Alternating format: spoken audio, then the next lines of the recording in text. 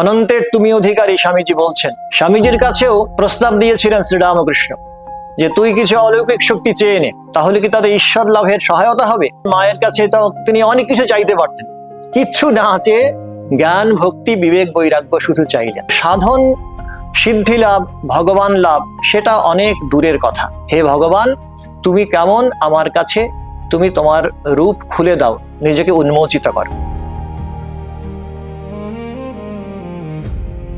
আমরা কথামৃত যারাই পড়েছি তারা জানি শ্রীরামকৃষ্ণ সিদ্ধাইকে, অলৌকিক শক্তিকে কিভাবে বর্জন করতে বলেছেন, সাধন পথের অন্তরায় বলে সুস্পষ্টভাবে নির্দেশ করেছেন। আসলে সিদ্ধাই অর্জন হলে বাড়তি কোনো অলৌকিক শক্তি সাধনা করতে করতে, আমি একটু মনঃসংযম করতে করতে আমার দূরদর্শন দূরশ্রবণের মতো কিছু অলৌকিক শক্তি অর্জন হয়েছে।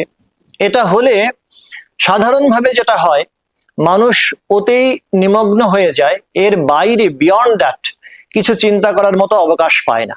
অথচ সাধনার জীবন তো ওটুকুতে সীমাবদ্ধ হয় না। অনন্তের তুমি অধিকারী, স্বামীজি বলছেন।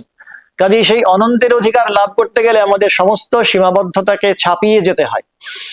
শ্রীরামকৃষ্ণের নিজের জীবনেও আমরা দেখতে পাই এই ধরনের প্রস্তাব নিয়ে যেন অবিদ্যারূপিণী মহামায়া অনেকবার এসে উপস্থিত হয়েছেন এবং সঙ্গে সঙ্গে শ্রীরামকৃষ্ণ সমস্ত বন্ধন ছেদন করে দৃঢ় পদবিক্ষেপে এগিয়ে গেছেন নিজের লক্ষ্যের দিকে।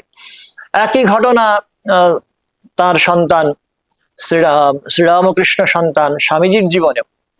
স্বামীজির কাছেও ওই রকম প্রস্তাব দিয়েছিলেন শ্রীরামকৃষ্ণ যে তুই কিছু অলৌকিক শক্তি চেয়ে নে, এটা নিয়ে তুই জগতের অনেক কল্যাণ করতে পারবি। স্বামীজি বিন্দুমাত্র বিভ্রান্ত না হয়ে মুহূর্তের মধ্যেই উত্তর দিলেন যে যদি আমি আজকে লাভ করি এই অলৌকিক শক্তি, তাহলে কি তাদের ঈশ্বর লাভের সহায়তা হবে। শ্রীরামকৃষ্ণ বলছেন যে না, তা হয়তো হবে না। এবং সঙ্গে সঙ্গে নির্দ্বিধায় স্বামীজি তার ওই প্রস্তাব প্রলোভন মুহূর্তের মধ্যে প্রত্যাখ্যান করতে পারছেন। তা এইটা আমরা শ্রীরামকৃষ্ণ পন্থায় যারা বিশ্বাস করি তাদের প্রত্যেকের কাছে নিশ্চয়ই অনুদ্ধেয়। আমরা বাড়তি কিছু চাই না। ওই শ্রীরামকৃষ্ণ যখন বলছেন এক সত্য স্বরূপ হচ্ছেন ঈশ্বর এবং তাকে লাভ করাই হচ্ছে জীবনের উদ্দেশ্য, এখানে বিকল্প কোনো উদ্দেশ্য থাকার সুযোগ নেই। স্বামীজির জীবনে একাধিক দৃষ্টান্ত আমরা দেখতে পাই যখন তিনি এই ধরনের অলৌকিক শক্তি বিভূতি সম্পন্ন সাধকের সান্নিধ্যে এসছেন।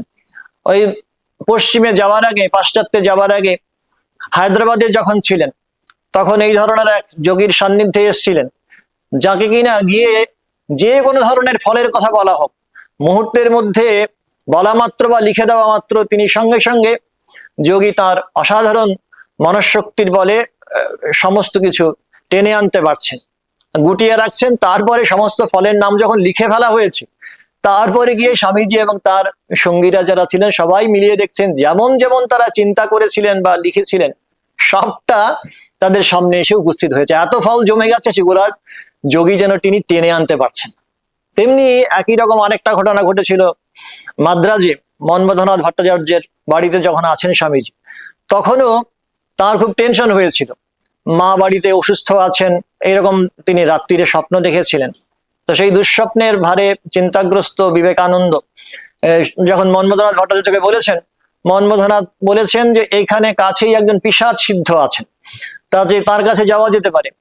পিশাচ সিদ্ধের কাছে যাওয়ার পরে প্রথমে তো তিনি কিছু বলবেন না, তারপরে সব বুঝিয়ে টুঝিয়ে বলার পরে, দোভাষীর মাধ্যমে সমস্তটা বুঝিয়ে বলার পরে তিনি স্বামীজির ভূত ভবিষ্যৎ তার 14 পুরুষের সমস্ত বৃত্তান্ত বলে দিতে পারছেন।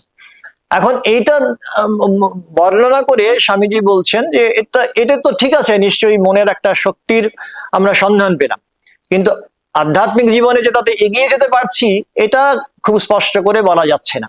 শ্রীরামকৃষ্ণ কথামৃতে একটা গল্পে বলছেন যে একজন সাধক দীর্ঘদিন ধরে তিনি সাধনা করেছেন, তপস্যার শক্তি তিনি অর্জন করেছেন। তো তপস্যার শক্তি তিনি দেখাবেন, তার জন্য কিভাবে করবেন, একটা হাতি যাচ্ছিল সামনে দিয়ে, তাকে তিনি মন্ত্র প্রয়োগ করলেন, হাতিটা মরে গেল। তার পরের মুহূর্তে আবার আরেকটা মন্ত্র উচ্চারণ করলেন, হাতিটা বেঁচে উঠল। তো সঙ্গী যিনি ছিলেন সেই সাধকের, তিনি বলছেন এতে হলোটা কি, তুমি একবার হাতিকে মারতে পারো, পরের মুহূর্তে বাঁচাতে পারো, এতে তোমার কিছু শক্তি অর্জন হয়েছে, লোকে তোমার কিছু খাতির করবে, মান যশ তোমার কিছু অর্জন হতে পারে, কিন্তু সাধন, সিদ্ধি লাভ, ভগবান লাভ সেটা অনেক দূরের কথা। এবং আসলে প্রকৃত সাধকের কাছে এছাড়া অন্য কোনো বিকল্প নেই। শ্রীরামকৃষ্ণ সন্তান স্বামীজি যেহেতু সমস্ত প্রলোভন জয় করতে পেরেছিলেন, নচিকেতার দৃষ্টান্ত তিনি সেই কারণে সামনে রাখছেন। তিনি যমরাজের সামনে এক এক করে সমস্তটা ডিসকার্ড করতে পেরেছেন। তো স্বামীজির ক্ষেত্রে আমরা দেখতে পাই, ওই দক্ষিণেশ্বরে মা ভবতারিণীর মন্দিরে যখন গেছেন ঘোর দারিদ্রের নিপীড়নে উৎপীড়িত হয়ে, তখন গিয়ে মায়ের কাছে তিনি অনেক কিছু চাইতে পারতেন, কিচ্ছু না চেয়ে জ্ঞান, ভক্তি, বিবেক, বৈরাগ্য শুধু চাইলেন। তো এটাই আসলে আইডিয়াল। ঠাকুরের পথে যারা বিশ্বাসী, যারা প্রকৃত অর্থে ঈশ্বর লাভের পথে চলছেন, তারা নিশ্চিতভাবেই ওই তাদের জীবনের ধ্রুবতারা করবেন একমাত্র সত্যকেই। যদি তিনি ভগবানের সাকার সগুণ রূপে বিশ্বাসী নাও হন, অথবা নির্গুণ নিরাকার নিয়ে তার মধ্যে একটু সংশয় থাকে, তখনও তিনি ভগবানের কাছে প্রার্থনা করতে পারেন। ঠাকুর বলছেন, হে ভগবান, তুমি কেমন আমার কাছে, তুমি তোমার রূপ খুলে দাও, নিজেকে উন্মোচিত করো। কিন্তু কখনোই অলৌকিক শক্তি তিনি প্রার্থনা করতে পারেন না।